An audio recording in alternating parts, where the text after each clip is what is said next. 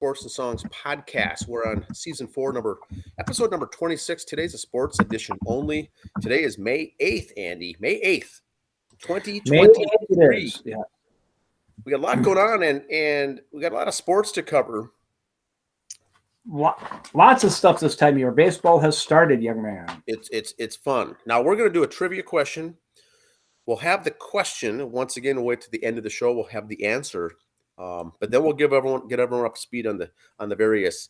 We're going to touch on some NHL playoffs, some NBA playoffs, USFL, XFL, anything on the Kentucky Derby, Andy. No, but I have been sharing a lot of stuff on social media. I don't know what's going on there. Lots of horses dying at the track this week. I did see that. I wonder if they all had their COVID shot. Is that what it was? They all had it, or the vaccination or something. But then it was strange. I don't know. A lot of horses, they were all dropping in. That's scary stuff. I saw the ambulance there for the equine ambulance, but yeah. I don't have anything else on the Kentucky Derby other than that. But we'll start off the episode here with the trivia question. On this day in 1984, Andy, the Twins' beloved hitter, some say the most beloved twin of all time, Kirby Puckett. Second greatest twin of all time. Okay. So, well, when I was doing the research, many people thought he was possibly the greatest. So we'll leave it at that. But he's very, very popular. 1984, what did Kirby Puckett do on this day in 1984? That's not the question, but here's what he did. He went 4 for 5 in his major league debut against the California Angels, Andy. So they call him up. We're a month into the season. They call him up from AAA. Gets into his first game, plays the Angels, goes 4 for 5 in his debut. Now the question is, it's been done before, not often, but it has been done before where a major leaguer has recorded 4 base hits in that person's major league debut. The question is, how many times has that been done? How many times in the major league history has a person called up, made their debut, whether on opening day or sometime during the season, and got 4 hits in their first game? I know I've heard stories of Kirby, his first day from him, and I'm kind of paraphrasing here. Like many a player, of course, he gets called up, gets his cab ride to the airport, and doesn't have 2 dimes to rub together. They goes like how clubhouse they pay for his cab fare there, so frustration right off the bat, and now here he gets 4 hits. So and that's a true story. He had a problem with the cab getting to the field. Yeah, he was all anxiety and everything else I could just imagine, and then all overloaded. But then game time hits, and this is true Kirby Puckett fashion. Yep, he got his head straight and put on a show. All right, we'll get to the answer on that. Yep. Let's bring up your sports here. Yes, we're going to dive right into the Sports and Songs 80s baseball stat of the week. Okay, now, stat of the week. That's great. Let's see here what we've got. Here we're going to start with, it was August 12th, 1984. Ghostbusters was the number 1 on the chart. A boombox at every Major League Baseball clubhouse, and almost undoubtedly pumping Van Halen's Panama. When rewinding the cassette to play it again, most people have perms, and baseball players wore verified backgrounds, sports full-blown jerry curl. The Cold War was couldn't even been colder. The United States was dominating the Olympic medal count because of the absence of the Soviet Union. Just everything was just wonderful in sports. The San Diego Padres were wearing their glorious brown and yellow colors scheme. Love it. That should have never been abandoned. They should have just kept those forever. I like those. And they were playing the Atlanta Braves and Pascual Perez that day. Now, there was video of this. If you look online, it's like a 5-minute video. Probably one of the greatest baseball fights ever. Perez is already known for his erratic behavior on the field, but he was one of the league's best control artists on the mound. So the Padres questioned the intent of his pitch. I could go on here. You look at this up. You look at the fight on this one. Perez hits a guy. And this was back when the pitchers batted in the National League. And you usually went 9 innings as a pitcher then. Perez got hit all 4 times. He did. The 4th one ended in a brawl. The video goes for like 5 minutes. Now, some of the names you'll see in this brawl, I mean, classic players, but a couple that caught my attention when I watched the video. The manager for the Braves at the time was Joe Torre. And one of the coaches, I'm going to go with pitching coach, was number 45, Bob Gibson. Gibson. Now, I don't care if it was 84 or not. If I'm the Padres and I see Bob Gibson come out of that clubhouse, I'm going back to my clubhouse and hiding. Okay? Oh, my God. That man was scary, okay? Intimidating. Yes. The manager for the Padres at the time was Dick Williams, who he didn't take lip from no one either. He was very old school. And Bruce Bochy was the catcher on the team, and now he's one of the great managers in the time, Yep. So lots of – and all the names you can think of from the Braves, Horner, Hubbard, Dale Murphy, they were all there. The Padres, Tony Gwynn was a member of the Padres, and I'm pretty sure he was like a Wayne Gretzky in the fight. He was like, he went to hit a sandwich at the sandwich line, I think, or something, I don't see Gwynn, and this was no rip on it at the time. That's just baseball back then. Not that it was called for. I'm not prolonging it. You see the picture there, the umpire on the ground? Yes. That was the mighty Eric Gregg, if you remember him, big, heavy, or not Eric Gregg, but there was big, heavy umpire there. They were all, you recognize the faces of like going back in time, looking through your yearbook when you see this fight. Fans were getting involved and getting arrested. There was like 5 fans arrested during the fight. It was almost made me feel nostalgic for old-time baseball when I saw the video. Again, not condoning the fighting, but just the way the game was played. If the pitcher hit your guy, you hit their star player, or you hit the pitcher, one of the two. That's just the way the game was played. The code of baseball. It was the law of the West. So just May 12th, 1984 happened. Just look up fight Padres Braves or something like that. You'll see the video. It's just very comical in a way, but kind of reminisce of the good old days. Wow. Going on to some other fun stuff in sports right now. Lord Stanley's Cup. Okay. Here's a stat I saw this week. The last time the teams left it won the cup. Toronto, 1967. Edmonton, 1990. The Rangers, 94. Dallas Stars, 99. New Jersey Devils, 2003. Carolina Hurricanes, 06. The Kraken, the Golden Knights, and the Florida Panthers have never won. Now, the Knights and Panthers have both been there, but never won. Like I've said before, I've been watching a lot of hockey this week, last couple weeks. I will still take these weeks over Final Four, March Madness all the time. Yes, interesting. It's a big claim, but it's true. Let's talk about our team, the Kraken. They're our team now because the Wild are out, so the Kraken are left. Here we go. Here's how the brackets look right now. The Kraken, after last night, are up 2-1 over Dallas. So 2-1 there. They got game 4 will be in the Seattle coming up. They beat the number 1 seed and the reigning champs, right? Yeah, they took out the Avalanche in the first round. Now they're taking down. They're leading the number 2 seed here. Okay. Yes. And the bottom half of the bracket, the Golden Knights and the Edmonton Oilers are tied at 1 each.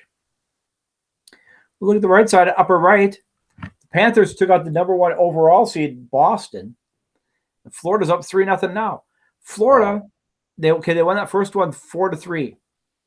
4 games to 3. They have won 6 straight games. That means they were down 3-1 in that first series and rattled off 6 in a row. Well, this could be the year. Wild card 2 is what their seed was here. And technically, they were the last team to qualify. Yes. Wow. So they were last team in, and they are going, and they are just doing beautiful. They're fun to watch. Lower half of that bracket, Carolina, up 2-1 over New Jersey, the Devils. And these are the top 2 teams remaining from a win-loss record from the regular season. These are the top 2 teams battling it out. And everyone else is there's some upsets. And like you say, Andy, when you get into the hockey playoffs, the postseason, it is all for each man for himself here. Anything could happen. Yeah, very fun to watch. Little wrestling news here. I just got one thing for you. All Elite Wrestling, Tony Khan and the Young Bucks and Kenny Omega and them announced a few weeks ago their big pay-per-view this spring would be their all-in pay-per-view in Wembley out in London. They were a little concerned about ticket sales. They had their pre-ticket sale things. 65,000 seats they sold the first day. See, that is so that's very WWE, like blown away other numbers of other people, blown away their expectations. So congrats to them for sticking their neck out there and cashing in right now. So again, long ways away, not even close to knowing what matches are going to be where, but $65K for seats already for the boys. So congrats to them. That's impressive. NASCAR. Speaking of wrestling, if you saw the end of the NASCAR yesterday, there were some fights in the pit row afterwards. Look that up online. It was kind of funny. But in Kansas, here's your top three. Denny Hamlin, Kyle Larson, and William Byron. Hamlin kind of nudged Larson a little bit at the end there. Got him on steady and went to pass him. Now, before we get to the standings, the rules of NASCAR right now are if top 16 go. If you win, you automatically qualify. Well, there's been enough different winners this year already. Just because you win a race doesn't mean you qualify for playoffs this year.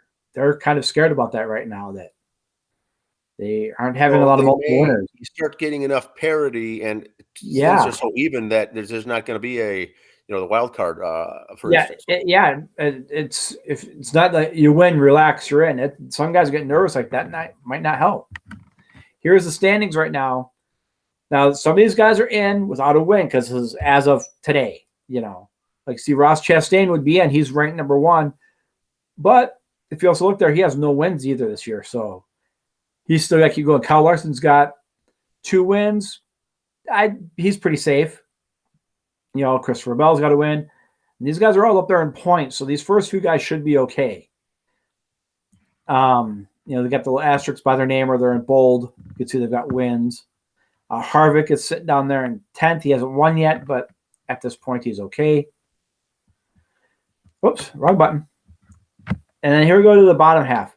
So top 16 are in. Daniel Suarez is in right now. Bubba is out.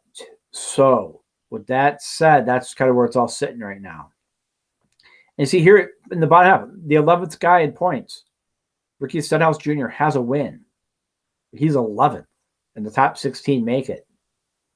So that means 5 more wins from 5 different drivers.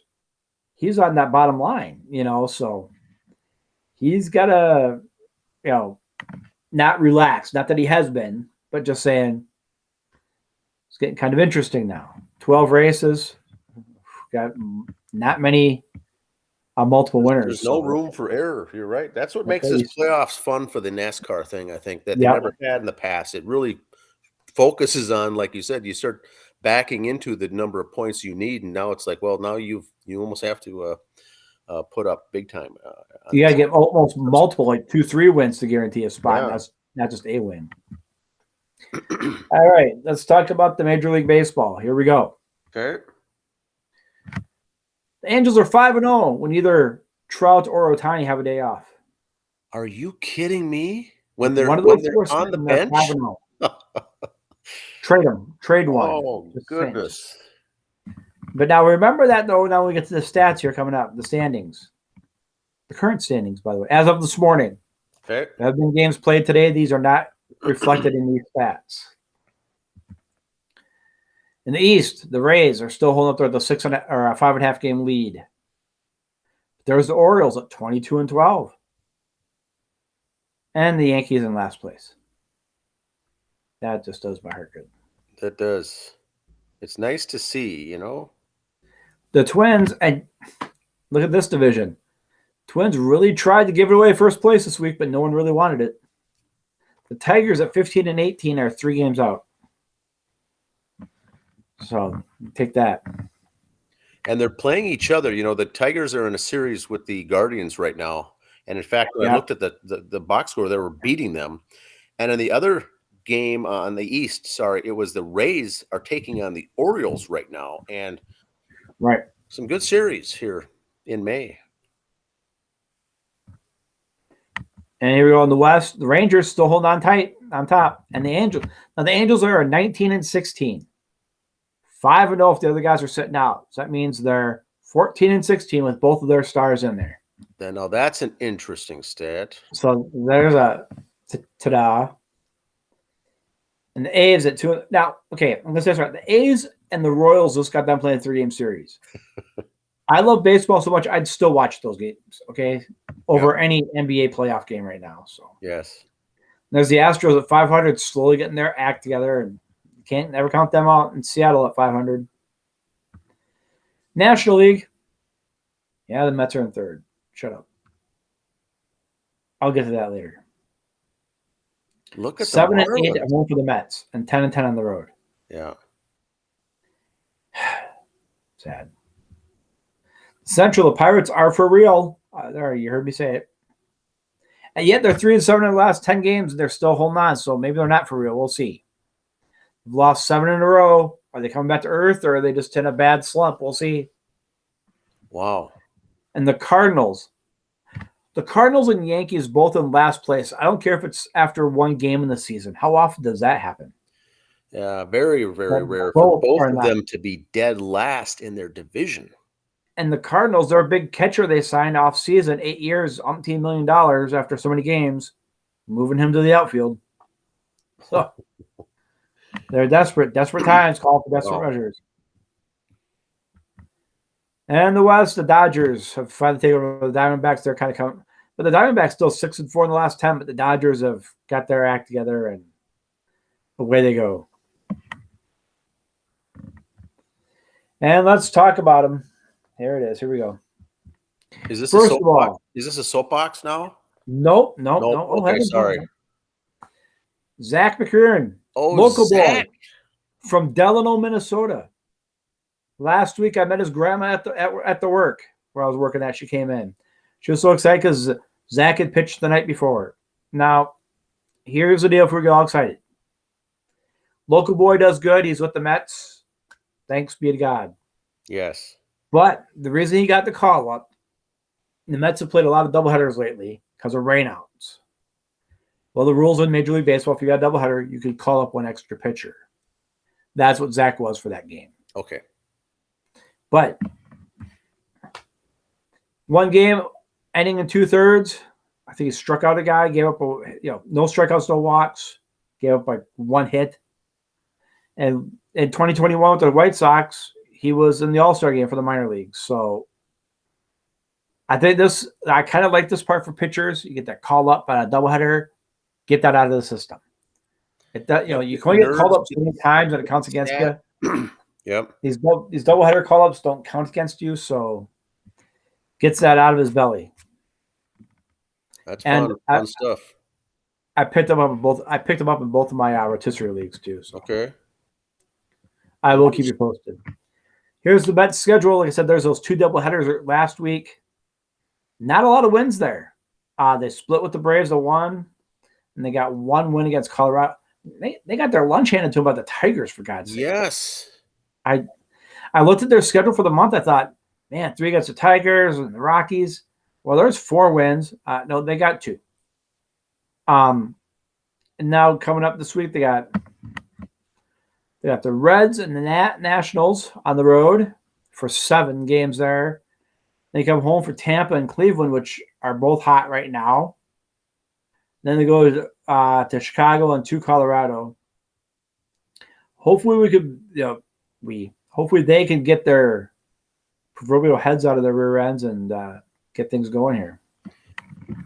Yeah, that would be an interesting rest of the month. It'd be nice to see where they end up here at the end of May.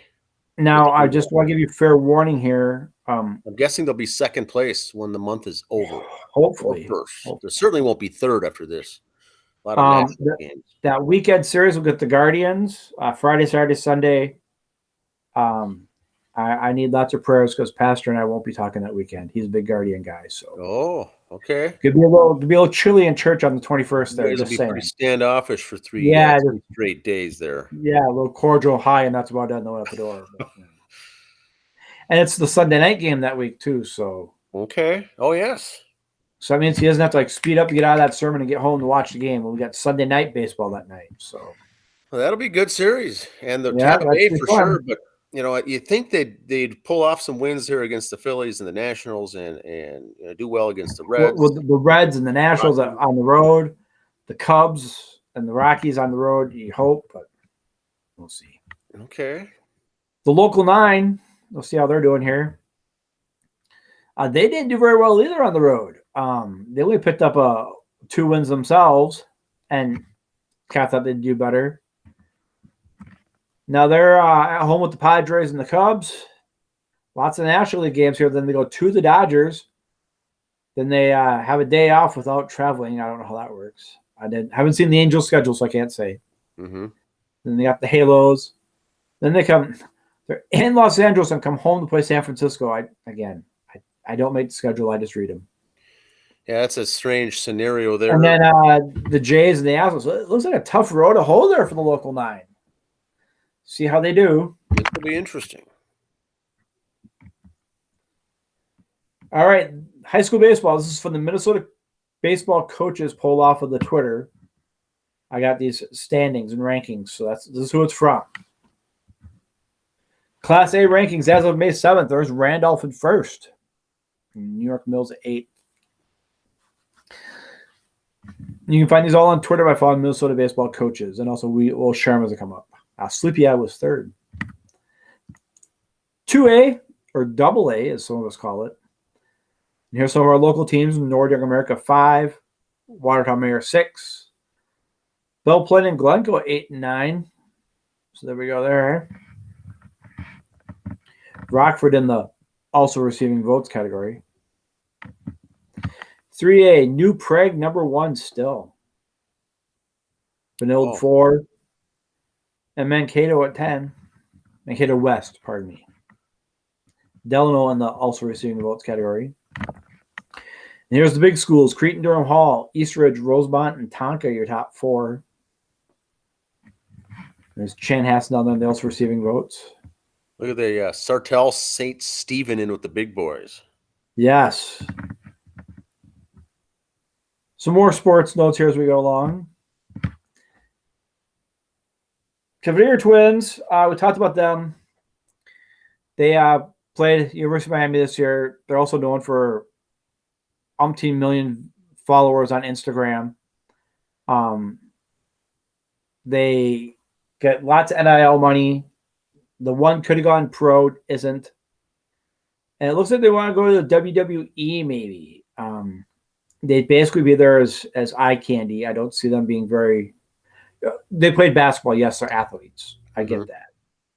But basketball and the bumming and the falls and wrestling are a little different. They'd be basically there just as eye candy back to kind of replace the Bella Twins who have left. It's kind of what they want to do. That makes sense. Is replace that category for them.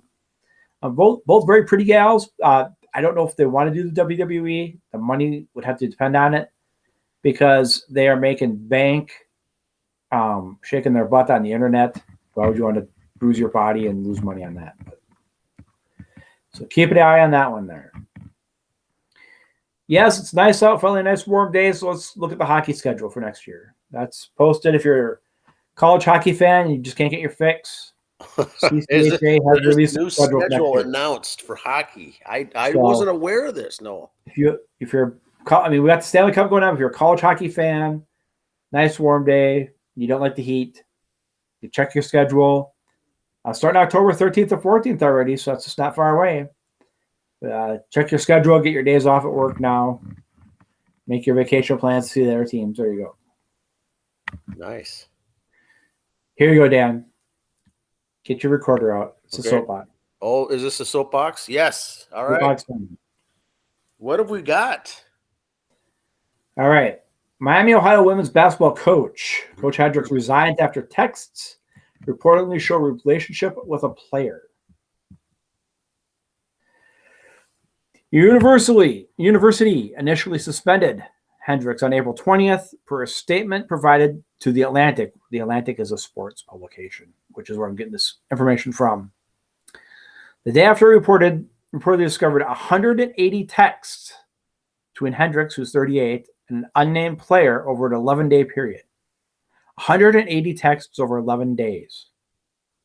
Wow.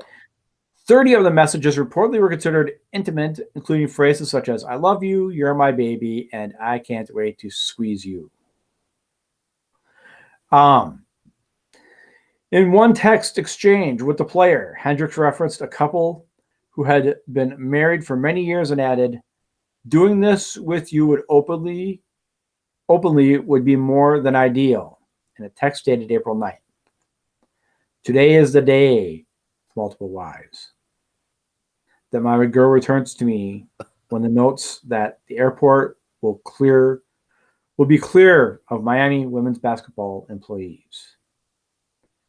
Players have made intimate comments during their text exchanges, including professing her love for Hendricks. So the player has said she loves the coach. Coach loves the player. The university determined Hendricks' actions did not constitute a violation of Title IX or the university's sexual misconduct protocol per the Atlantic, but that Hendricks did violate the school's policy on consensual relationships between staff members and undergraduate students. Okay, here's where the soapbox comes into play. Okay. Sorry, Pastor. How the hell is this not a violation of Title IX? That's a good question. I'm sorry. I don't get it. But or the university's sexual misconduct protocol. How is this not part of that? Well, it's two adults. Is it? Because it's still a student athlete. No, in high school, this would never fly. Oh, this would not fly. No, this is, what age is she here at? Anywhere between 18 and 22. Okay, gotcha. So I think that's got to be the difference there. Okay, here it goes on further. Rather than go through a hearing, the coach resigned. And here's where I call BS on this resignation letter. It was I want to thank Miami University and its administration for allowing me to lead this program for the last 4 years, Hendricks said in a statement at the university's athletic website. I can't express the amount of gratitude I have. Okay, I'm just getting sick reading it. It's crap. How do you thank the school for basically not firing you and throwing you out? Well, the coach obviously didn't write this. This is a stereotypical. Look up on Google how to read a resignation letter, or the legal side of things got in, from an attorney, because this is this is not what they would just write. Exactly. The university reportedly did not disclose Hendricks' reasons for resigning because they wanted to protect their rights to confidentiality under FERPA per the Atlantic. Athletic. A resignation letter, which was obtained by the Atlantic, included a stipulation that the university would only provide her dates of employment positions she held for further employees. So not going to give her a bad reference. Doesn't say, all we could say is this is when she worked here.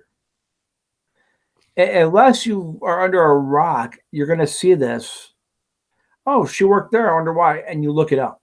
Any school that hires this woman, shame on you. Just no. No. Yeah, and those texts, I did the math here. It comes out to 16 texts per day for that 11-day period to get up to the 180. Nowadays, that's pretty common. I think that number, that's not a lot, but between a student athlete and the coach, it's a tough predicament because, and that's where my soapbox comes in is, yes, you're college, you're adults, but you know what? You're the student athlete, you're the coach. You don't do that. You don't have a relationship with your athletes. And I don't care. And I kind of like this one as an example too, because it's a woman, so I can't say it's the man-woman thing, men shouldn't coach. It just proves that it could be any relationship nowadays. So I don't care if you're a man or woman coach. You don't date players, period. It's, it comes under the position of authority as well. Even though it's consensual and everything, it's just it's wrong predicament to get out of. And that's where I think we get the legal and attorney side of things, giving both sides of the story here to protect. They're using the certain words, protect their rights, confidentiality kinds of things. They had to just play this right because, like you said, anyone can look this up and find the information, but it is a bad deal all around. And here I got this off Yahoo Sports. Tyler Greenwald. I got that thing back up there on the screen. Off Yahoo Sports for it. Again, he got through the Atlantic for their quotes. If you want to read more on it, there it is. And that's what I got, sir. Now, and once again, she may be a very good college basketball coach. What you're getting at is, because she slipped here and did this one time, could it happen again? I don't know, but it's just too much of a risk to hire this person. She may be a fabulous coach. Right. That's not what you're getting at. You're just saying if you want to hire, how do you cross that line? In a couple 3 years, you want to hire her, maybe not as a scout or as a coach. Maybe she could help watch tape and break down stuff, kind of be that behind your video assistance coach or something like that, or your video coach. It just gets, or if she wants to get into announcing or something, great. But extremely awkward for everybody involved. And here's the thing now with your places like your ESPNs and stuff like that. Does ESPN hire her as an analyst? If you do, are you saying it's okay what she did or not okay what she did? Yeah, it gets into are you condoning it then? Is the next thing. Now, so it's not now this wasn't, a crime, nothing criminal here. And that's the tough part on it too. Yeah. There's nothing really to go around it, but like you said, Title IX, it's bordering on so many things, but yet nothing is really wrong. No laws were broken, but I just think Title IX and some of these schools have to tighten up their policies on stuff like this too. Jeez, that's a good one. That's a good soapbox. But that's what I got, sir. That's all the news that's fit to print from this end. Well, here's what I've got. A little Major League Baseball. Andy, you'll enjoy this. I got some stats here. Luis Arraez, former Twin, still leading Major League, not the National League, everybody in hitting. And he's got, I think it's a 70-point lead over the next guy, right? Right. Yep. It's unbelievable. So he's hitting well into the 430. Really good. Now, another former Twin, Brent Rooker, making headway with 10 home runs and 26 RBI for the hapless Oakland A's. They've made him, who didn't have a home at the end of the season, they picked him up, made him basically the DH full-time. He's an outfielder by trade. Mm-hmm. A good one at that. I mean, he was a first or a second-round draft pick by the Twins, but they got a slot for him to be a DH on a young team and let him just full throttle. And look at him shine. Brent Rooker having a great season with the A's. And he'll be traded to a playoff contender after the All-Star break. He could be and make big bucks. That's how it goes. You never know. Write that name down. Post it on your computer. His name will be up. His name will be considered to playoff contender trade to go to a contender, like a Nelson Cruz kind of a guy a few years ago. This is a guy no one's heard of. I mean, he bounced around last year with a couple of teams. Didn't have 25 RBI coming into the season. He's got 26 already with Oakland in 1 month. He had 25. Before the All-Star break, he will be traded for you. Wow. Now, we talked about Baltimore Orioles doing well. They're taking on the Rays, and I don't know how the game was going right now, but Kyle Gibson, former Twin, I don't know if he'll get the decision in tonight's game, but left the game with another quality start. He's doing well. That's what they want out of him. He's more of an inning eater, quality guy, not a lot of mistakes. Also, former Twin. Now the Twins. I've mentioned in the past how good the pitching has been. We're going to take right there. Yep. Gibson got the loss, 3-0. They lost. Okay. He did, and he was he did get the loss, though. Yeah, 4-1 coming into the game, so he's 4-2. But another quality start against a very good. Wait, he went against the guy who's going against Tampa. McCollum, he's 7-0 now. So 7-0. So that was a big going against the stud. Even though you get the loss, you got another quality start, and that Rays team is good. They're leading many categories in offense and defense. Now the Twins, Pitching, they're in the top 5 as a team in many categories for lowest ERA, least number of runs given up, most strikeouts, least number of walks. Their average. Oh, go ahead. Their average. I was gonna say I know their batting average. I know this. I know this one. And I'm going to get to the other side of it because you probably looked it up yourself. The Twins pitching, hitters against Twins pitching this year to date are batting .220 against the Twins pitching. That's the average for opposing hitters. You know what the Twins are hitting as a team? 240. 220. 220. They're hitting 220. The lowest of all major league right now. Right now, the Twins are 30th in hitting. And they're hitting 220, the exact same that their great pitching staff is giving up. So that's why we're getting all these close games, 2-0, 3-0, 3-2. Yeah. They're in this rut, and I think that's one of the reasons they probably brought up Alex Kirilloff because he's healthy now. Although Larnach was doing, very good, they sent him down. He was the co-leader of the team in RBIs and doing well. I think they need some spark. They need something to happen here because the Twins lately are hitting 220. Lowest. Kepler had a good weekend, though. Kepler had a good weekend in Cleveland. So we'll see what happens, but the Twins doing well. Now, in NBA, we've got down where we don't cover that much here. There's 8 teams left. By the next time we have the next show here on Monday, they'll be down to the 4. It'll be the conference semifinals here. We'll touch on it when it gets to semifinals and finals. We'll touch on a little more then. Hockey, same thing. We'll down to the conference finals probably next week. The XFL, for those following, the title game is Saturday. Saturday night is the title game. Then they're done for spring football.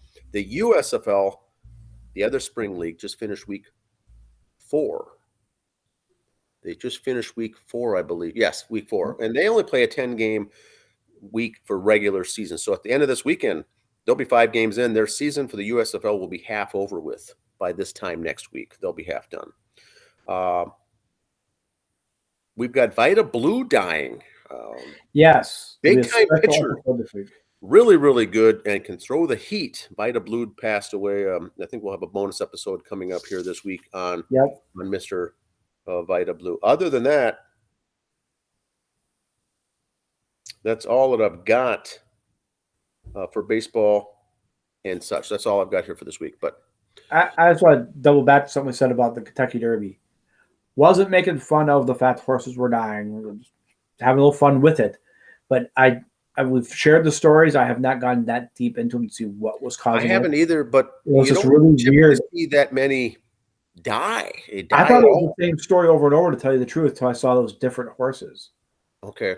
I thought it was the same one as different outlets are putting it. No, it's different horses got passing away. I don't know if it was a trainer thing, an injury thing, if it was the track was bad and they're getting hurt, I don't know. Well, we'll touch on it a little more next week because I saw that as well with these, and these are very prestigious horses that down in the Louisville there at Churchill Downs for this lots of money invested event, and to have them not just be injured but they're dying, very strange stuff. Now let's get to the trivia answer, Andy. Yes, the trivia question was on this day in 1984, Twins Hall of Famer Kirby Puckett made his debut in Major League Baseball against the California Angels and went 4 for 5 at the plate. How many other players before him had 4 hits in their Major League debut, Andy? What do you think that number will be? 5 or 6, 15, maybe 30? I'm gonna go like 20. I'm gonna say it's gonna be an oddly high. I'm gonna say 20. And baseball's been around for over 100 years. Right, that's what I think. It's done. Then again, it's so rare to have it done, but I found it interesting because Kirby Puckett was the 9th man to do this. 8 people have done that before him on their Major League debut, get 4 hits. And called up and making a debut, putting on the uniform, getting penciled in the lineup and getting 4 hits on your Major League debut. 8 people before Kirby did it in 1984. To help Frank Viola get the win that day. I was looking up the stats for that game. Frank Viola. Frankie V got the win on that game against the Angels on May 8th, 1984. I remember, when around that time when Kirby was thinking about coming up, they were talking about bringing him up, when they finally pulled the trigger and brought him up, and people's jaws were dropped when he just hit, reached base 4 times. And he's a guy that I think went 6 for 6 twice in his career. Yeah, he also had that weekend in Milwaukee. He was like 10 for 10 the weekend of the puck, they called it. He had that great weekend. Some phenomenal numbers for the late Kirby Puckett, but it all started 1984 on this day. There's one guy that would not be affected by this pitch clock, batter's clock thing at all. He's just up there hacking away. He loved to play the game. That clock thing would not be an issue to him at all. All right, everyone, have a good week. Leave comments if you have any. We'll see you next Monday. Thank you. See ya. See ya.